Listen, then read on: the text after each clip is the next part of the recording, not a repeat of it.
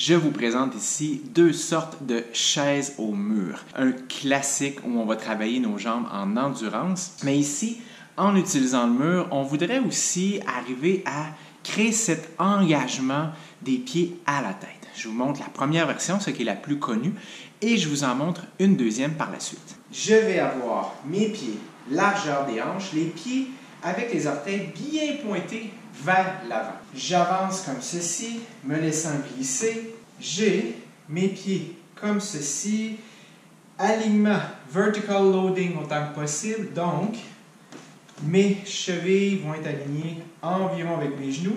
Je pourrais aussi, pour exercer un peu moins de pression au niveau de cette articulation, avancer davantage mes pieds.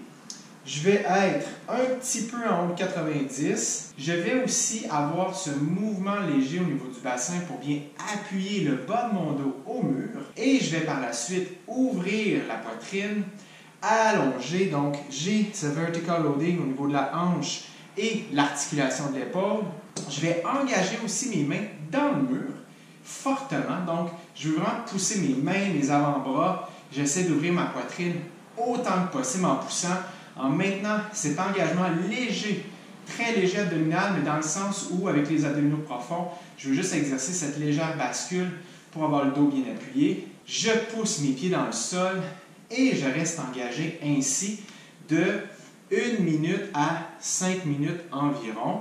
Très graduellement, on va juste bâtir l'endurance des muscles quadriceps principalement, mais aussi en poussant nos talons dans le sol, on veut ressentir cet engagement au niveau des muscles fessiers.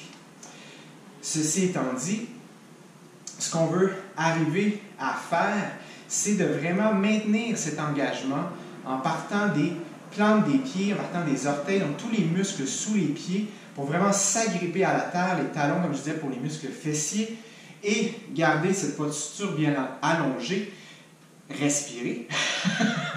Là, je vous explique l'exercice en même temps, donc j'ai le souffle un petit peu plus court. Essayez de respirer autant que possible aussi par le nez idéalement. Et comme je le disais, on renvoie tout ça vers l'arrière maintenant, l'engagement au niveau du bas du dos. On pousse dans le mur et là, on a vraiment l'ensemble du corps qui travaille bien. Au niveau de la tête, on peut ou non l'appuyer. Ça dépend de notre mobilité au niveau des vertèbres cervicales. Ça dépend aussi si on est en mesure d'exercer ce vertical loading approprié au niveau de l'articulation de la hanche et de l'épaule. Si la tête est ainsi, non, on ne la met pas au mur. On est plutôt à allonger la nuque, maintenir vers l'horizon le regard et le menton.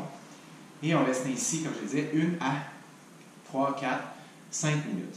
Si jamais vous êtes sur une surface comme ici, un plancher de bois glissante, vous avez les pieds, vous avez la peau qui a tendance à suer beaucoup, vous pourriez à ce moment-là, par souci de sécurité, mettre des souliers. Si, comme moi, vous êtes habitué de vous entraîner pieds nus, vous avez cette perception corporelle assez développée, vous êtes en mesure de bien ressentir et de contracter tous vos muscles ensemble, à ce moment-là, vous pourriez le faire ainsi tout en restant évidemment très conscient, pleinement présent et prudent. Donc, première version, la plus connue. La deuxième version, on va avoir cette fois-ci le regard face à notre mur. Donc à ce moment-là, on va vraiment non seulement travailler nos jambes en endurance, mais ça va nous permettre aussi de voir, de constater de façon intrinsèque, de ressentir en fait si on a une limitation au niveau articulaire, que ce soit au niveau de la cheville, au niveau de la hanche par exemple. On va plus ou moins rapprocher les pieds du mur. On s'assure d'avoir une ligne au sol pour vraiment être bien aligné, pour avoir les gros orteils bien égaux. Les pieds seront environ largeur des épaules. On peut ouvrir un petit peu les pieds vers l'extérieur. Ça va dépendre en fait de notre mobilité justement au niveau des articulations mentionnées précédemment. Et par la suite, on met nos mains comme ceci, on glisse, on regarde vers l'avant, on sort bien les fesses pour garder le dos le plus droit possible et on descend assez bas, on reste ainsi. Et là, ça change complètement la dynamique au niveau justement du travail des jambes. Comme je le disais, ça nous donne une bonne appréciation de notre qualité en termes de mobilité articulaire, cheville, hanche, qui va nous permettre de plus ou moins descendre vers le bas et d'avancer aussi de plus en plus près les orteils du mur, comme vous pouvez voir là. Hop. On essaie de ramener aussi les omoplates vers la colonne, donc les épaules, on ouvre la poitrine. Et ça change complètement le type de travail au niveau des muscles des jambes. Ça devient aussi un scan du corps très appréciable en termes de mobilité articulaire, flexibilité musculaire et faciale.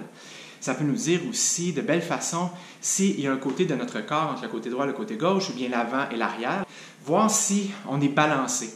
On a notre principe de vertical loading, les principales 8 articulations, 8 au total en comptant les 2 chevilles, les 2 genoux, les 2 hanches et les 2 épaules.